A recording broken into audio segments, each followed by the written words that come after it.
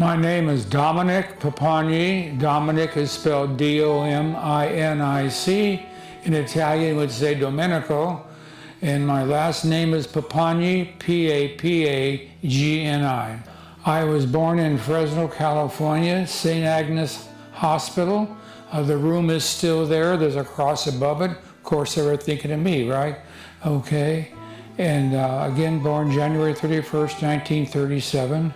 My father came over. He was born in 1883, came over in 1909. My mother, who was born in 1899, she came over in 1920. It's interesting as to why she came. My father, after working many years in the field, and I think he did some work up in the foothills in the lumber industry, but primarily here in the agricultural area of Fresno. But anyway, after some time being here, he decided he needed to or wanted to have a wife. My mom lived in Bisceglie, Italy, with her mother and a brother. They lived in a very poor district there in Bisceglie, and my mother's father had died, I think, in his 1940s from a heart attack. Anyway, when my father wrote to his family asking if they knew someone who would consider being married and coming to Fresno, they contacted my grandmother, who I've never met. I met no one on my mother's side except a cousin. And in any case, she talked to my mother and said, here's an opportunity to go to America. So Mom came to America in 1920. How she got here is interesting.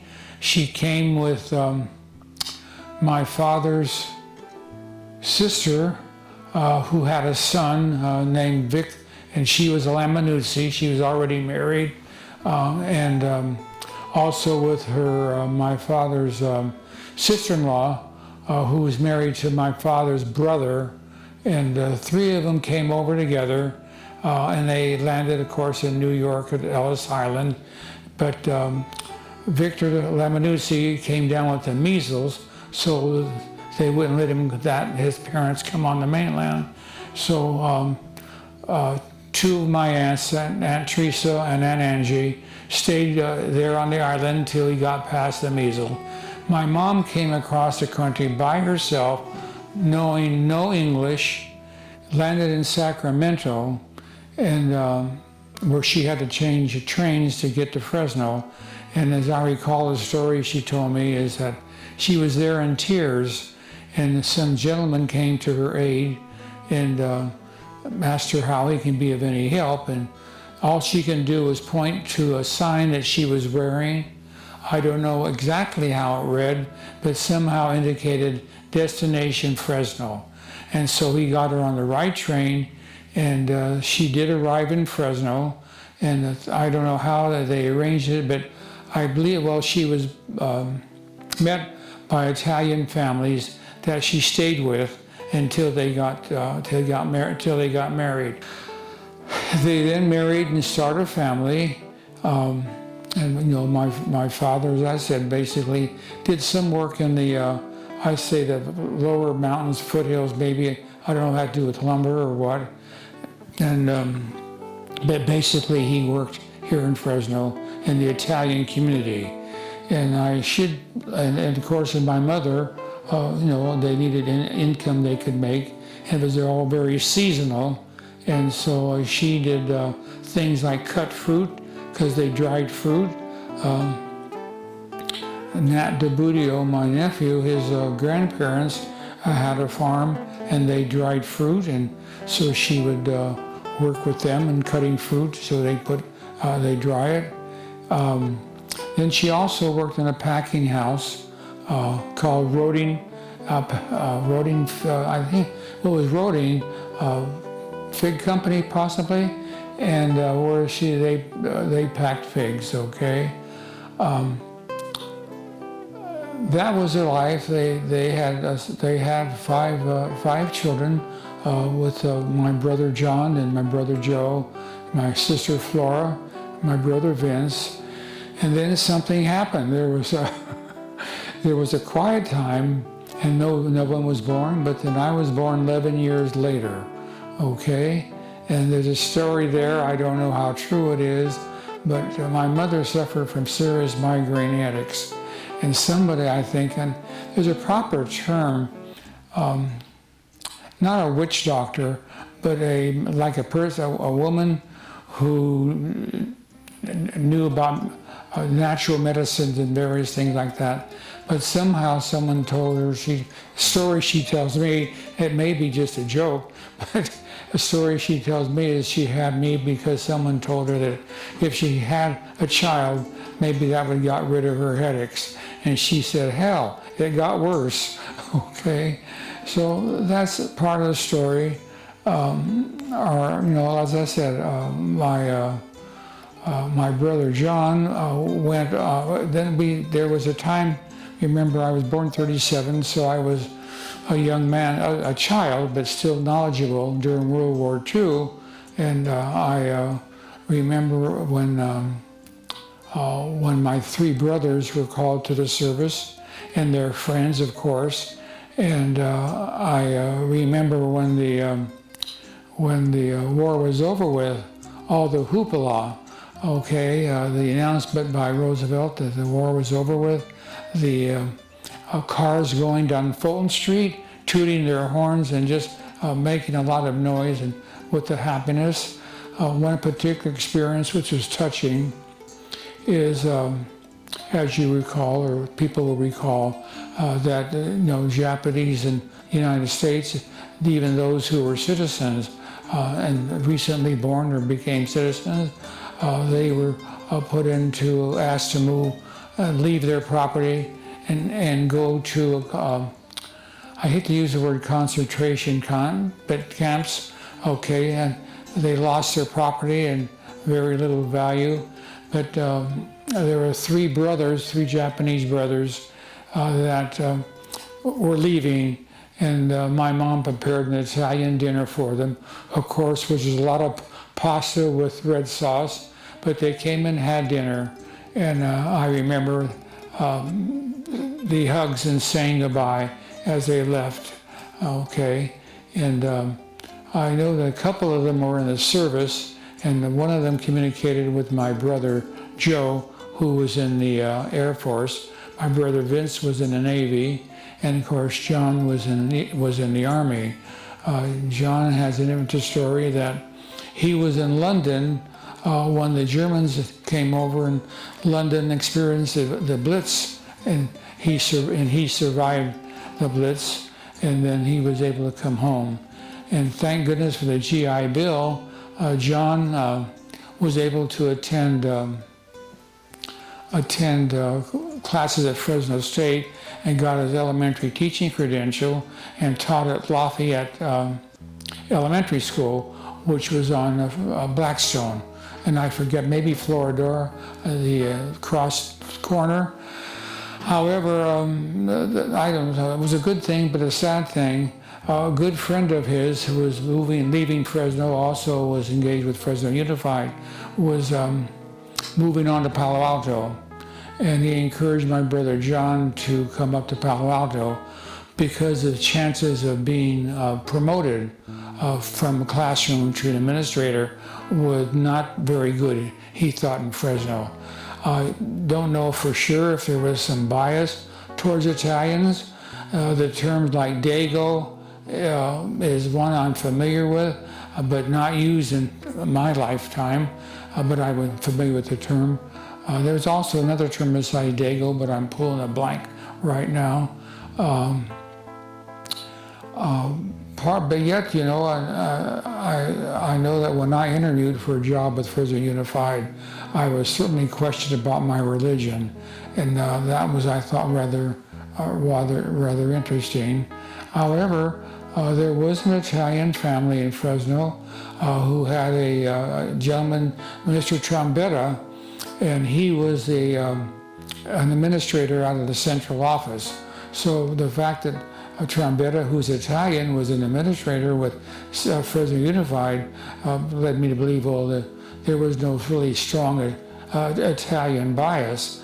But yet I say my brother was encouraged to move on. Also, by the way, Mr. Trombetta had a son, I hope he's still living, who's a dentist here in Fresno, or was a dentist, but now I'm sure he's probably retired.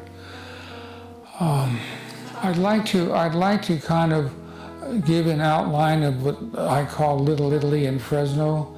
If you think of the Fresno Street and think of the railroad tracks, okay? And we can start from that point. By the way, at that time, trains were running on coal, and there was a roundhouse there down near Fresno Street before you hit Fulton and Broadway, and where the train to turn it around the other direction would be turned on the roundhouse. But anyway, think of a Little Italy, Fresno, of the railroad tracks, and then if you were to go, I guess I'm going to say south towards California Avenue, Edison, I would still call that Italian area. And if you would take Fresno Street, and you can picture where Fresno and Kearney Boulevard if you were standing there and wanted to go east, you'd go after a few blocks, you'd be touching shoulders with Germantown. In fact, there was one department store there, I believe it was called Wasmiller, where occasionally my mom would take me and buy some clothes. But on the going west, you'd go, use Kearney Boulevard, use Whitesbridge, you're familiar with those streets. There was Chandler Airport. And then, of course, there was, I'm pulling a blank right now, we didn't think of it at the time, but the Italian Park, where there were races and carnivals and fireworks. And I remember going to the midget races, okay? And some places stand out on Whitesbridge, and I'm going to have the wrong corner, but it was the Pope's olive oil, okay? A gentleman comes, well, anyway, I'm sidetracking because the thing's popping into my mind. I was going to St. Alphonsus till the 8th grade, if you want to call promoted, graduated from the 8th grade. And at that time, a couple of interesting things. I thought I wanted to be a priest. And I did visit the seminary there at San Joaquin Memorial, but whatever it was, I think the Lord or somebody thought, I don't think this guy will make a good priest. So I changed my mind, didn't follow that track, but I was going to Memorial High School, and I'm pretty much I know my wife will hear this, she'll validate it. I'm pretty much an individualist. You don't push my button, you don't offend me, because you're going to get a reaction. I remember there at San Joaquin Memorial, to me it's an interesting story about my character. One day in algebra class, I needed some help, and I went quietly up to the brother. That, of course, at that time the boys and girls were separated from each other. Okay, and I needed some help, and I went up to the brother, and not to be too loud, I very carefully that brother, the brothers will let you know that they're in charge, and their desk was on a pedestal, okay, a rectangular pedestal. And so to be able to get to my voice closer to the brother, I put my foot on the pedestal, and unfortunately I put my hands on his desk, leaning over. Whack! You don't do that, okay? So my character came home that day and told my parents that I was not going back to that school. And God bless my father. He gave me support. And I enrolled at Edison High School, which I'm very proud of. But I remember a couple of days after that, Father Dowd from St. Alphonsus Church came knocking at the front door because obviously he wanted to bring me back to Memorial High School. And my father looked at me, God bless him. He said, "See the back door? Go." And then and my parents and Father Dowd had a conversation, and I know it wasn't a very good one, because I believe that, and I don't know if it's appropriate, you can edit it out, but I was in the impression that somehow Father Dowd was going to deny my parents the sacraments. Well, with my father, no big deal, because he didn't care about the sacraments anyway. His attitude was, if a priest comes toward you, turn around and go the opposite direction. My mother was a churchgoer, okay? But in any case, I gave you the boundaries of Little Italy, and I wish we could use that term now. I then went on to college, and and I might say foolish me, but I share with you. My background really is in science and what have you. At Fresno State, I majored in biology, and I actually had a double major also in psychology, and I minored in French. But what I wanted to share with you was that, well, let's just go back. I went to Fresno State, graduated for medicine in '54, from Fresno State in '58, and then I took another year to get my master's degree. The one mistake I made while at Fresno State was I thought I wanted to be a doctor, but I didn't feel I had, nor did I ask for it. I didn't feel my parents had the financial support to put me through medical school, and Edison and Fresno State produced some very good pre-med students. But in any case, I majored in biology and also psychology, and minored in French, and graduated and got my teaching credential in '59. Okay, and then when I say another mistake I made, because being family oriented, I was offered an opportunity as a teaching assistant with one of my professors at Fresno State, and I don't know, foolish me, I asked him, well, how much was this going to give me? Paying for me to be a teaching assistant at Fresno State. How much would this pay me? And when he told me, I don't think I have the exact figure, but it was maybe $1,200 for the year. Okay. And I said, oh, my parents didn't send me to college just to make $1,200 or $1,400, so I have to go out and go to work. And that's when I made a decision to start teaching, and I applied to start it with Fresno Unified. I was offered several jobs out of Fresno. One was particularly in south, I believe it was towards Long Beach. And again, I don't know if being Italian, being the last one at home, I know my mom depended on me, my dad a lot, besides my other siblings, but I was living at home, so I was there and handy.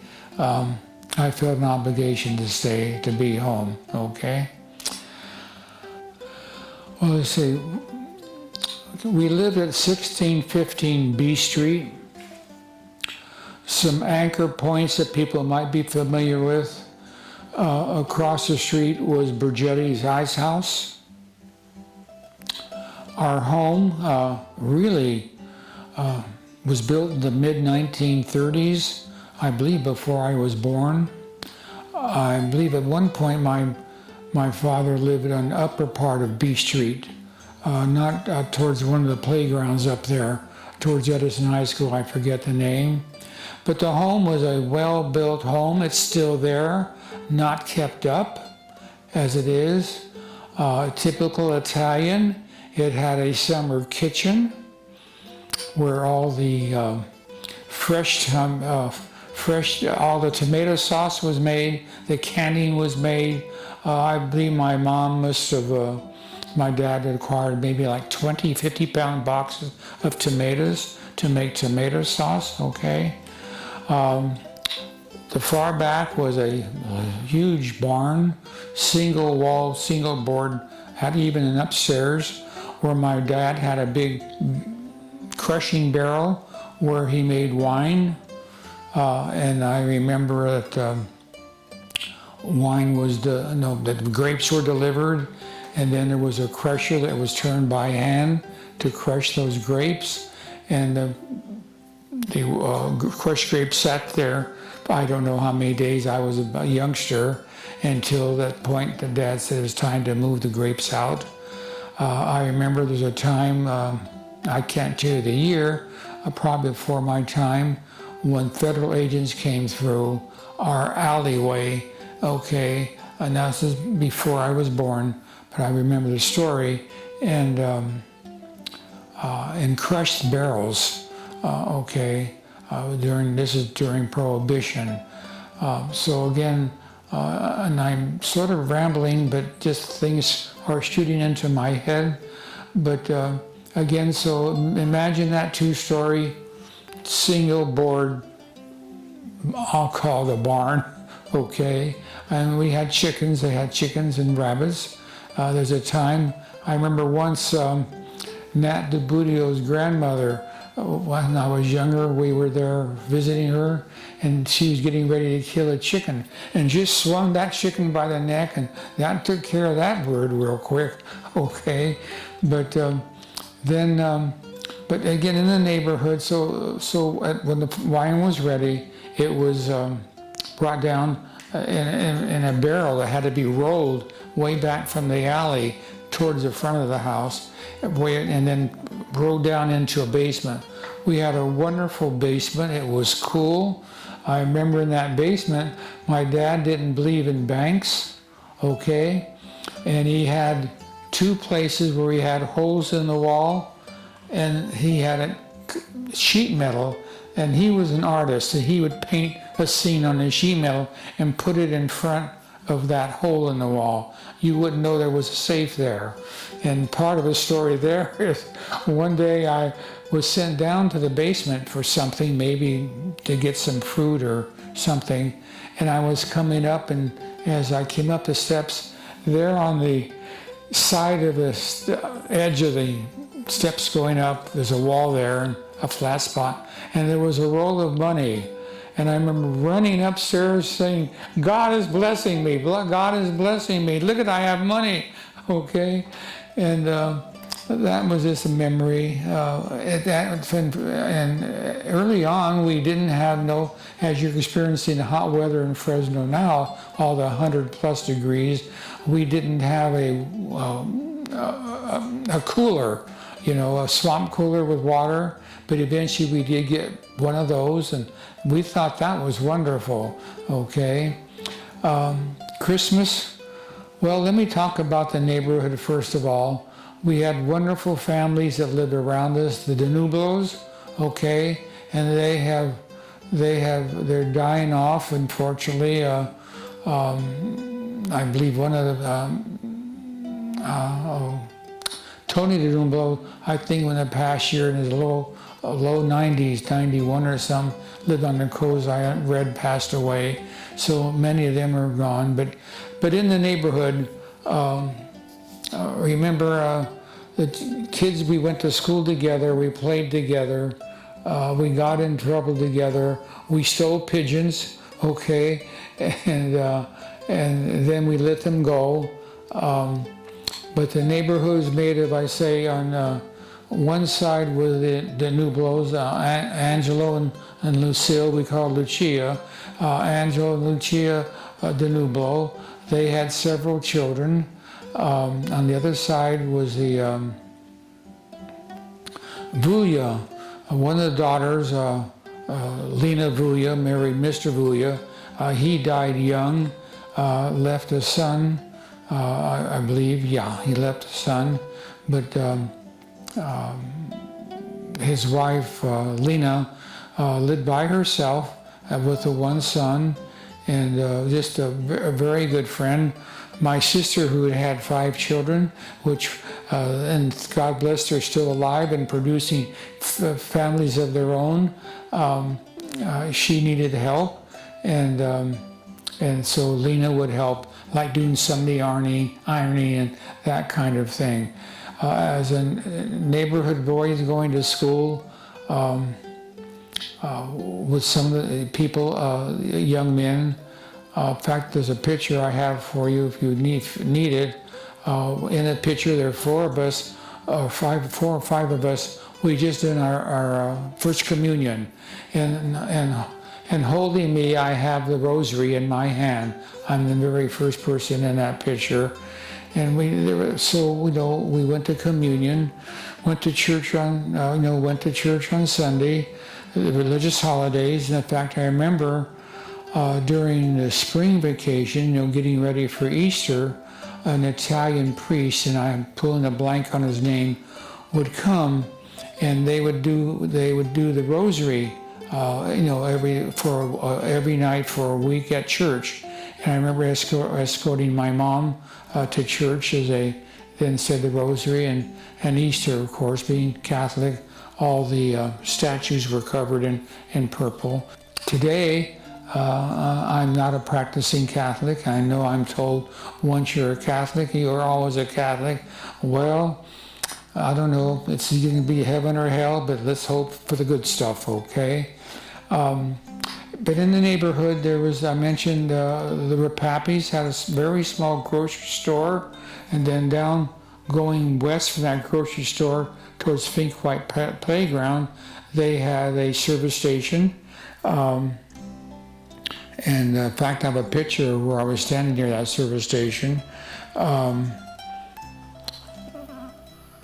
mentioned Lepopolo olive oil, but there are other very significant families I recall.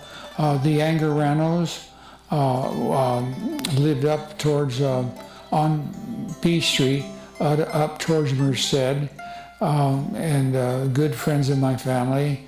The Damianis, I remember there were 2 cooperages. Joe Damiani, who had a insurance company, I believe, and sold insurance. He eventually, the cooperage that his dad had, he took over and renovated it and became an office. But not far, going west again from that, several blocks, was another cooperage. Okay, so and for those who don't know, a cooperage is where wine barrels are made, put together. Other families I'm familiar with that are very dear, I mentioned the Poplos several times, but were the Deleches, the Di Pilatos, the De Pintos, okay, the Di Pasquales, the Mastros, I can go on and on. As children, we would celebrate the holidays. I remember Halloween, going, collecting candy, whatever have you. I mentioned Danublo. Joe Danublo was married to, I'm pulling a blank, shame on me, to a German lady, okay? And they had children, and Marge Danublo was one of them. And I remember going, her mother would get the children together and actually have a party. And she would even, I can still, on occasion, when I walk down by San Joaquin River, there by Woodward Park, I can still walk on the beach where Marge Danublo and her brother, she had a brother and 2 sisters, that her mom would prepare a picnic and we'd go down there. And like I say, during Halloween, we would bob for apples and what have you, or go to the playground and do such a thing. I hope this is appropriate. Well, I think appropriate. It's typical Italian. Italian was spoken, okay? I didn't speak it, maybe a few words, but enough where my father and I understood each other, okay? And my mother spoke English, okay? Of course, and she spoke Italian. Friends would come over and to play a scalp, an Italian card game. There were two Italian card games. One was called like Scalp, and I remember them doing that. Friends would come over and visit. Like I say, it's either the Lecces, the Pintos, and the Debutios, or we'd go to their homes.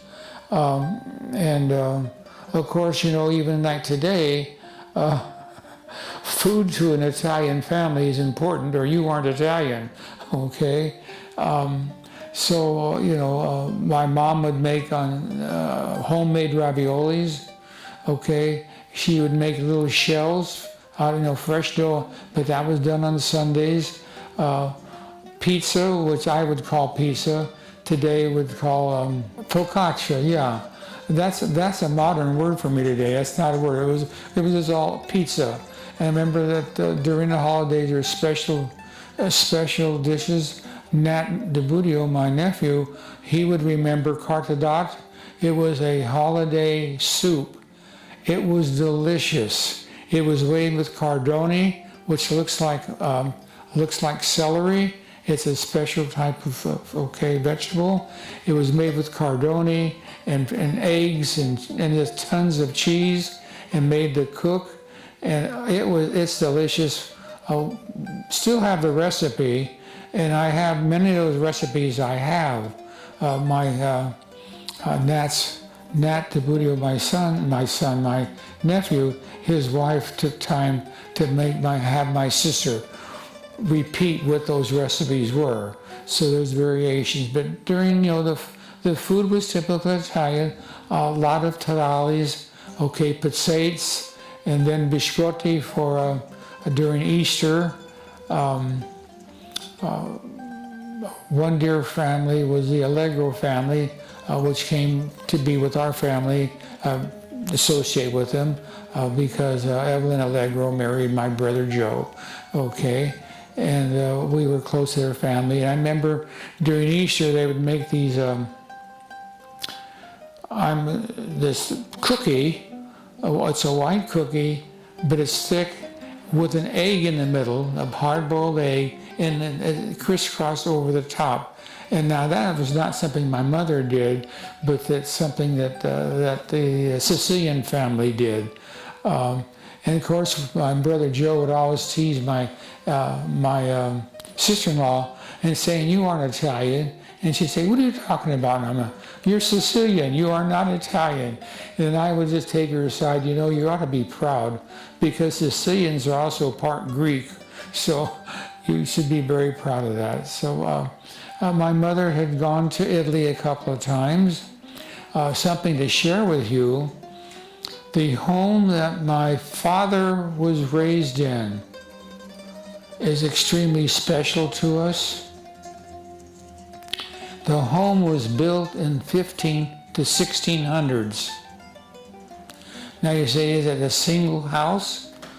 Think now, 15 to 1600s, there's a village, and there was an outer wall. The outer wall was a double wall. So in essence, you can have an apartment within that wall. When I'm the second to go to Italy. My brother John was the first, but boy, we were upset with him because he took his family, God bless him, his wife and his children. He had one or two children, and his mother-in-law, and they all went to Italy. He intended on writing a book in Spanish, but he spoke Spanish. But why in Italy he was going to write his book in Spanish? But anyway, never got the book written, okay? But he never went and met family in southern Italy. Okay, now, we primarily come from southern Italy, but there was family in northern Italy too. And by the way, the people up north looked down on the people down south. Those people they're lower class. But going back to the original home, which was built in the outer wall, keep in mind the government of that town, Vishayi, was in the center to be protected. The church was in the center to be protected, okay? And when I went there the first time, I went with friends to Europe. Our first trip, Don Ferrer and his aunt and another teaching friend, the four of us, 2 women, 2 men. We went to Italy to see family, and we traveled. We went to the Netherlands first, and then traveled on down, through France and Italy. But then I was the first one. Then we got to Naples. We broke up and went in different directions, and would meet later to come back to America. And what I remember being the first one is my father arranged for a cousin to meet me. Somehow we connected. Remember, my Italian was limited, but we somehow connected. And she went by train with me and introduced me to the Italian family in that 1600-year-old house. Okay, I say 16. It was built somewhere 1500 or 1600s. In fact, one of my cousins has pictures of that. But in any case, she took me there, and I think the story should be shared. I didn't speak any Italian. They took me in, and then there was a big long table where all the family was gathered. My uncle, my father's brother, Giuseppe, was at the end. He didn't speak to me, which eventually he did, but when I first went there, he didn't speak to me. I didn't hear any words of welcome. I did from other family. And my first goof off was that when they asked me about food, what do you like to eat? Well, me being the ugly American, so to put it, I do not eat fish. Now, how you say that to an Italian family? But my wife would tell you, I'm not a fish eater, okay? Even if I have salmon, it better be fresh caught off the Alaskan coast, okay? But in any case, in that home, I got to sleep, and I could be totally wrong, in the bed in which my dad was born. The kitchen was very primitive. Kind of like a little oven where you can bake pizza or focaccia. The bathroom had a toilet, no toilet seat, with just a curtain hanging in front. And that was sort of strange for me. And then when I wanted to take a shower, they had to arrange for me to go to a hotel to take a shower. But I rambled off, but I should probably go back to daily life back at B Street. Mom, who spoke no English, she learned to speak English, she was able to function. But Mom, who spoke no English, but learned. Mom, who, she's the foundation for our family. She was our cook. She was our cook. If you want to think about Italian food, that's Mom's wonderful cooking. The raviolis, the stascianats, the pizza, the focaccia, the soup. She was our doctor. You probably can't see it on film, but there's a scar here.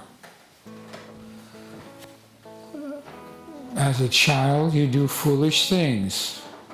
So Angelo Latella and I are having fun. We're out on an empty lot and I see an empty can. I get on that can, jump up and down on that can. Stupid me, I fall. Well, I'll tell you, that wound opened up. Mom just took it and wrapped the heck out of it, and the bleeding stopped. But believe me, it left a scar. She was there for the birth, okay? I remember my sister had 5 children, and my mom was there to be of help of whatever she could. So, you know, she was the banker. I remember taking her, going with her to Bank America, which is still there on Fulton Street. I think it's Fulton and Tulare. I could be wrong. Still there. And I remember going to the counter and then taking care of business and going. Now, we had a safe deposit box. What for? I don't know. We didn't have money coming out of our ears, but she had, I guess, some important papers, and I would go down with her to get those papers. Fresno Street was an interesting place. I mean, Fulton Street was interesting because there was J.C. Penney's, there was Gottschalk's, there was a Montgomery Ward's, there was a Warner Brothers Theater. I remember my brother John, who was knowledgeable about opera, taking my mother and me to see La Boheme live at the Memorial Auditorium. Okay, that really was a treat. In fact, it even snowed and I got chills. But the person was really with my mom. You know, like I said, I had to teach her how to write Lavinia Papagni. But I also remember drilling her on the questions they were going to ask. Sadly, I don't remember going to any ceremony. I just remember asking her the questions. So I don't know, you know, obviously remember I was 11 years younger than my nearest sibling, my brother Vince. So I don't know who took her to have her exam. I know that there was one holiday that I don't know if someone that's going to listen to this tape will remember. Nat DeBudio, my brother-in-law, and my sister, they lived on Ballantyne on I'm going to say maybe 40-acre ranch. It was a lovely two-story home, and that's where food was cut. Apricots, let's say, were cut, put out to dry. They were smoked in a little smokehouse way back where they were smoked first with sulfur, then put out on boards to dry. And a special day, I don't know if people who hear this tape will know, but I'm going to call it Pandan. That's dialect. I can't even spell it for you, but I can just pronounce it Pandan.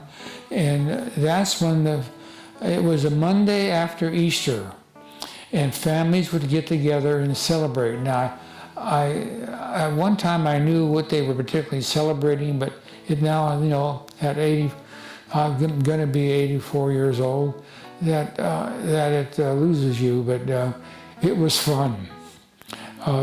Brought food together. I remember steaks being grilled on the best wood to grill steaks on, okay, is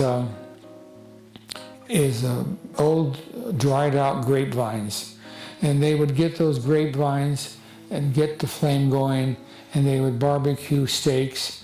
And of course there was other food. Of course there was pizza, and what have you. But that was a special holiday. I don't want to leave anything out. I think there's people I'm leaving out, but they were important. I think I mentioned Mastros and Damianis and De Pintos, and there's the Telescos. I remember a little child story is I was so high, and my sister had a good friend, and she and a friend, and they took me with them. They were going downtown. So the two young adult women, maybe, and me. I was so high and went downtown. But on the way back, my shoe came off. We were crossing the railroad tracks, and my shoe came off. And lo and behold, I wanted to run and get it, and they held me back until the train went. And then we got that. But those are just one of those stories. A couple of places to mention also is the stores that existed in Little Italy. I mean, there were several of them. Let me start with, there were the two Contino brothers. Joe Contino is the one store that we frequented. And his store, the stores were opposite ends of the block. His store, I believe, was on A and Merced. But his traditional grocery store with meat market and what have you. And then just going east of that, at Fresno and A Street, was his brother. I believe his name was Pete Contino, and he had a grocery store separate to his brothers, and they both did very well. Then there was the drugstore was very important. Above it was a dental office. There was also a bakery, that did fresh. It was on Fresno Street. Remember, Chinatown was edging that, and did beautiful cakes and what have you. But what I want to call to your attention is going south was a small bakery called Roma Bakery. Fresh Italian bread. My job walking home from Medicine High School was to go by the bakery and get fresh bread every day. Well, just about every day to get that fresh bread. Other grocery stores, C in Fresno Street was Setti's. C-E-T-T-I, Setti's. Okay. And down another grocery store. I'm going to say Piemonte's. Piemonte,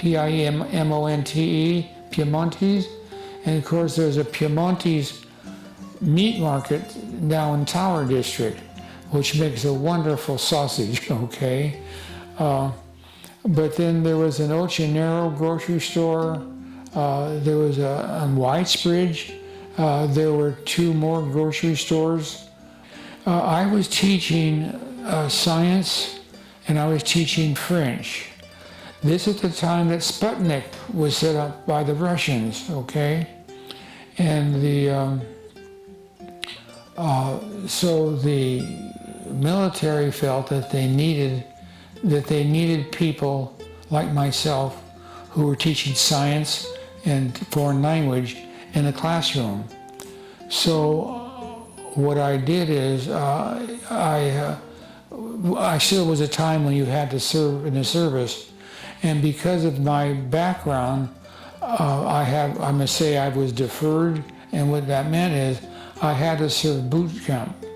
So I was in boot camp for 3 months, but after boot camp, I still had an obligation of 7 years. And so in case there was a war, I would be called up, I stand to be called up to active service duty. So I was in the reserve for 7 years. And I picked the Marines because being left-brained more than right-brained, okay, you always think of the future. And I thought, well, if I'm going to be going to service or in an army and I get captured, I need to be trained to deal with punishment. So which service was going to be the hardest on me? That's how the Marines chose me. I figured if I can survive the Marines, I can survive being a prisoner. I think I've been teaching 2 years, so it's like maybe 63, somewhere 62, 63, because it seems I've been teaching 2 years. Then I went and did my military obligation. Been married twice, okay, and my first wife I met in college. That lasted for 20 20 some years, okay, and then we separated. And with my first wife, I have 3 children, 3 wonderful children. The oldest is Catherine, okay, and the next one would be Dominic, and the youngest one would be Natalie. In fact, Natalie was named after my brother-in-law, Natalie. Of course, his name is spelled Natale, but she goes by Natalie, Natalie, okay? And Catherine has that strong English name, Catherine, okay? And of course, Dominic, I believe, was named after me. I believe I was named Dominic Jr. because I can't tell you exactly why my dad waited, or my mom waited till the last one, but I believe my father had a large family. He had brothers, okay? And so I believe that the 3 other boys, John, Joe, or Joseph, and Vince, were named after my father's brothers. And then I guess when it came to me, they said, well, we better name one after the father. So here I am. And then, of course, I in turn named my son after me, and I asked and encouraged him, traditionally, we've started a tradition to name his oldest son after him. So I will talk to my grandson and say, I can't hold you to this, but I'm going to ask you to name, if you have a boy, to name him Dominic. So there'll always be a Dominic Papagni in the family line. My oldest daughter went on to Davis to get her degree. She then went on to a year of school in England, okay, and she studied there for a year, and then came back to Davis. And she also, to get her master's, she went back east and got her master's degree. She worked in the textile industry for different countries. She has traveled worldwide to obtain fabric, okay, for like Levi's, okay. But then some few years ago, she decided she wanted to work for World Vision, which is a Christian organization doing good works throughout the world. My son Dominic, who graduated from Fresno State in electrical engineering, I knew of Mr. Jacobellis, who also graduated from Fresno State and went on to work for Rockwell International.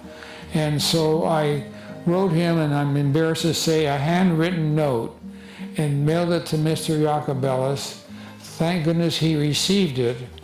And his instructions were to have my son contact a certain person. Well, my son contacted that person, and he got a job to work for Rockwell International.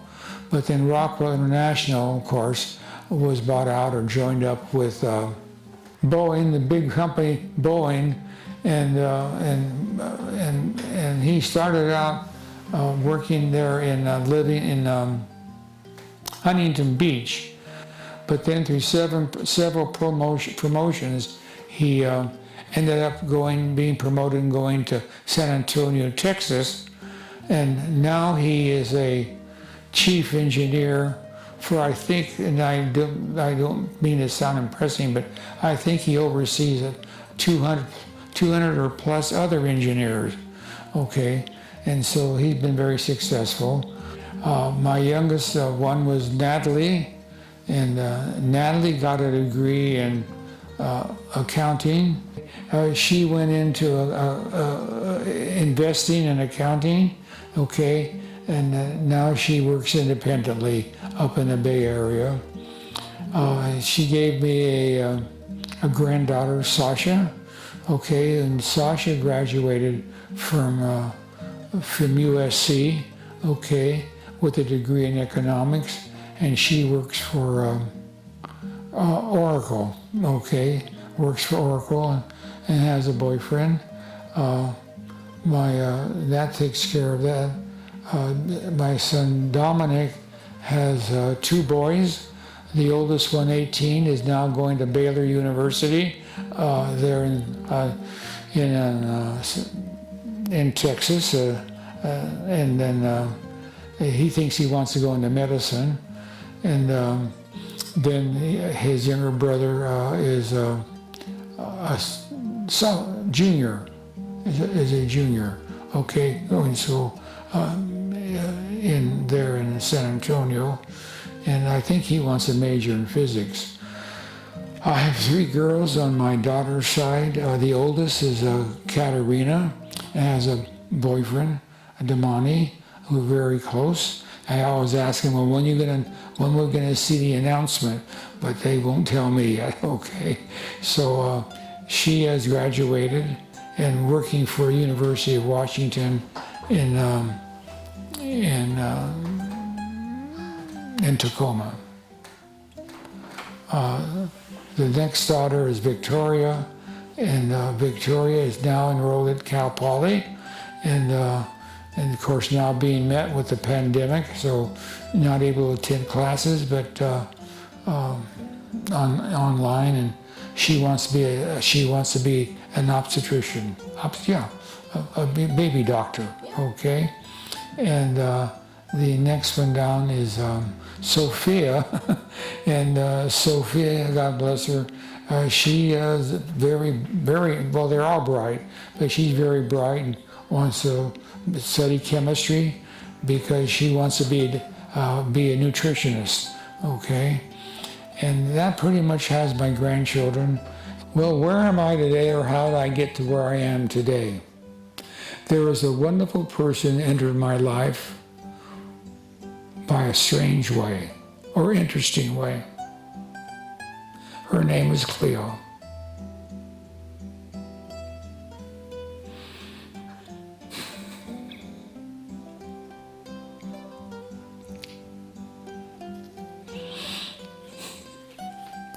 I was principal of DeWolf High School, and one of the teachers there, Diane, was a matchmaker.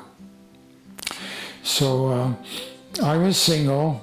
I really wasn't ready to date. The separation was hard on me. People may find that hard to believe, but I lived by myself for a while. Okay, I had bought a condominium, and anyway, one of the teachers that worked for me, Diane, said that she knew somebody that was looking for somebody to date. And I said, well, I'm not available right now. And she said, well, you ought to just give it a try. Well, I says, fine, give this lady, which has to be Cleo, give her my phone number, and if she wants, she can give me a call, and we'll see how it goes. So I'm sitting. I believe I was still renting at that time, and an apartment here in town, and I get this phone call, and she introduces herself as Cleo, and I said, oh, hello, I'm Dominic, and then she proceeds to tell me that. The apartment she's renting is being sold, and that time she was working at Fresno State in student government, okay? And she told me she was looking for an apartment, and if the apartment where I was living took cats, because she has this cat, okay? I said, well, I don't think so. Well, Cleo, being assertive, okay, and being brave, said, you know what? I happen to have 2 tickets to a concert. Would you like to go? Well, how can a single man turn an opportunity to go out with a woman, okay, who has 2 tickets? So I said, okay, you have the tickets. How about if I take you out to dinner? So we I went to her door, didn't know her, hadn't met her, knocked on the door, and there's this beautiful woman, Cleo, ready to go to dinner. And so we go to dinner, and of course we both talk about ourselves at dinner. Cleo was talking about her job and some changes and what have you. We went to the theater, Warner Brothers Theater. We're walking in, and I think this is the part of my character. She hands over the tickets to me. I said, "What's that for?" "Well, don't you want to give the tickets to the ticket taker?" So I guess she assumed that I would be embarrassed if she took the tickets and gave them to the ticket taker. So that was our first date, and it sort of grew from there. The hard part was that Cleo and her talents was applying for a job because the job was changing at Fresno State. She was applying for jobs nationally, and she was applying in both at Stanford and both at Cornell University. I think she had her heart on the Stanford one, I'm going to be wrong, but she got accepted at Cornell, which is a wonderful institution to be connected to. So we still dated, and she had to go to a conference in LA and then catch a plane to go back to Cornell. And I was gonna go visit her before she left, and because I would still have my job at DeWolf working. So anyway, that week, it was like somehow on a weekend, and she was at the conference before going to Cornell.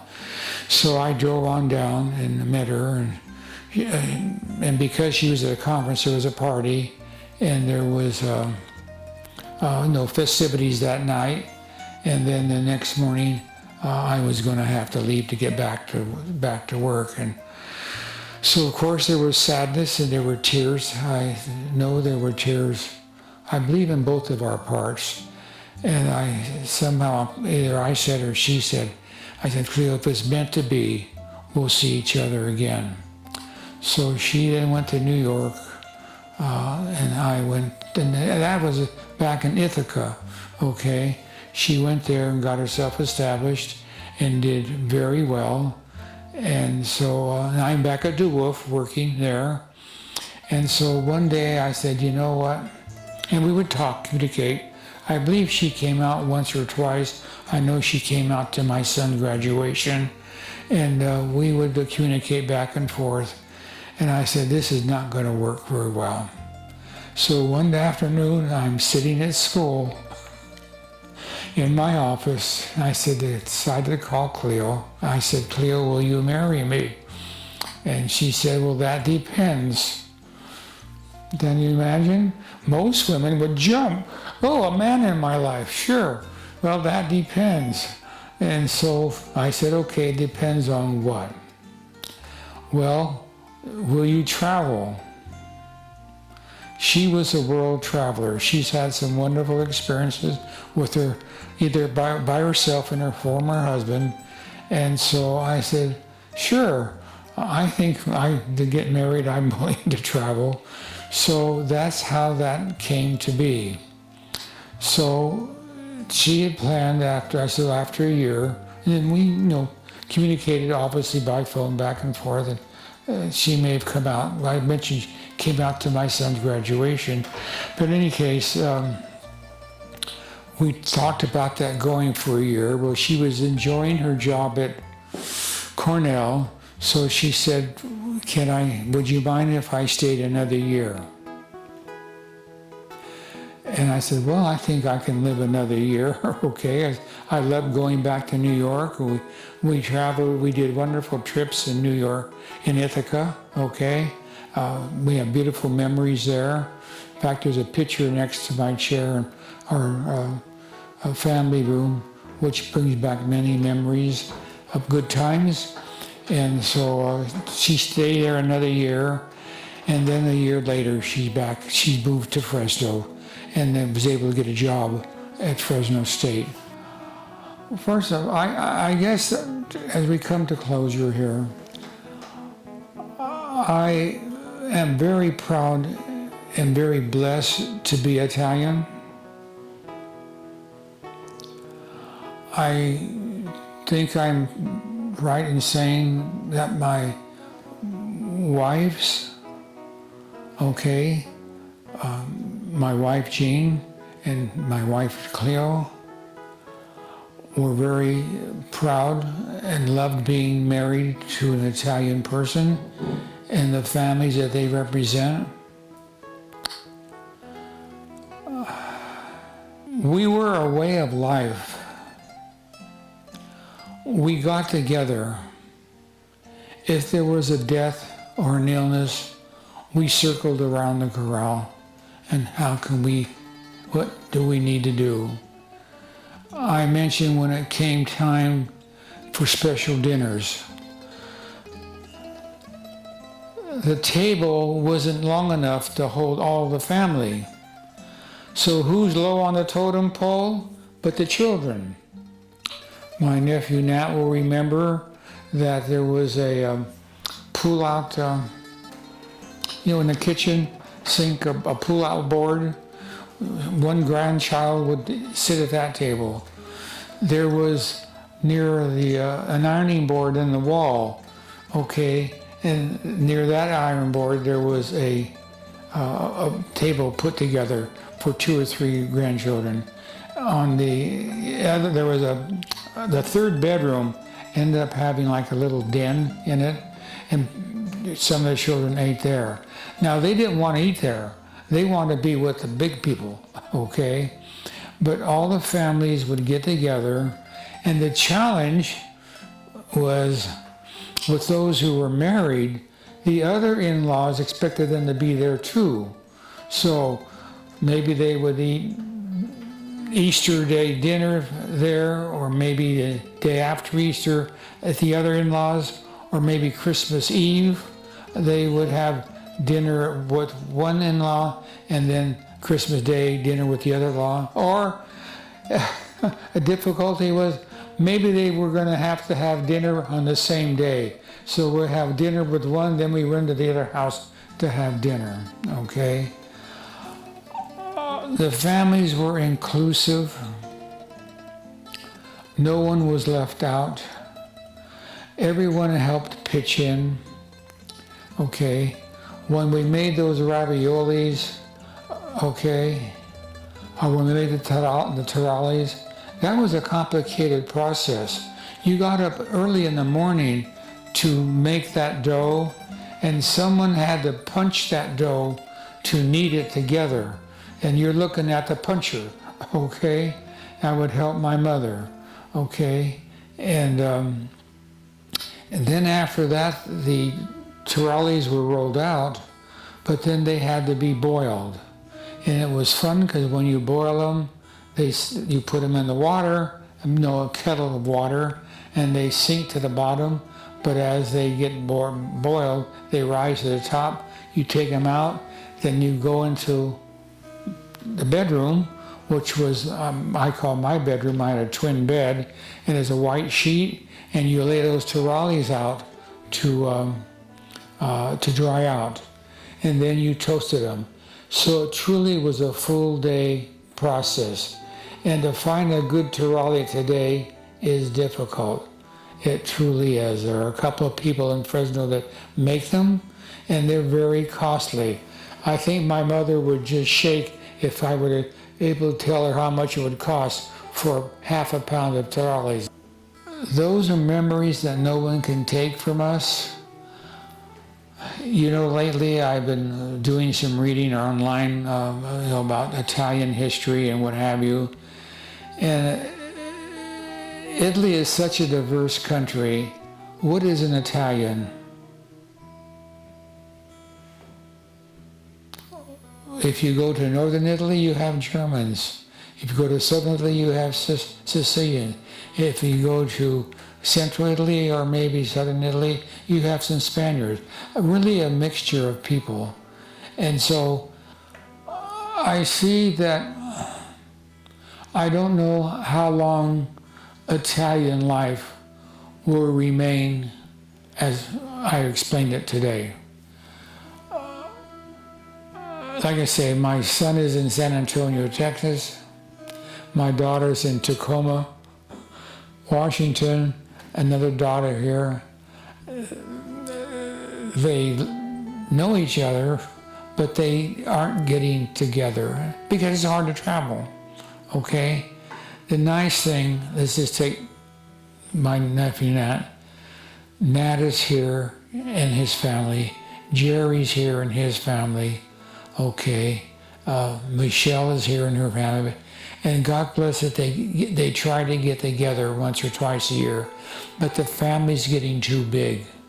It's impossible to do. And so my prayer is, my wish is that people will somehow try and stay connected. I understand it's hard to get large groups together. It truly is. I haven't been able to do that. But I would hope, my wish is for anybody, any culture, that there's culture values that I would like to see them try and keep and hold on to for the future. What do I love best about being Italian is the culture, the people, the art, the caring, and the love that they're willing to share with each other and to look after somebody in need. And with that, you know, I can go on, but I am blessed that I'm asked to be here. I'm blessed that at my age, I'm still here, and I'm gonna hang in there and take care of myself and look for the future and look forward to seeing this project.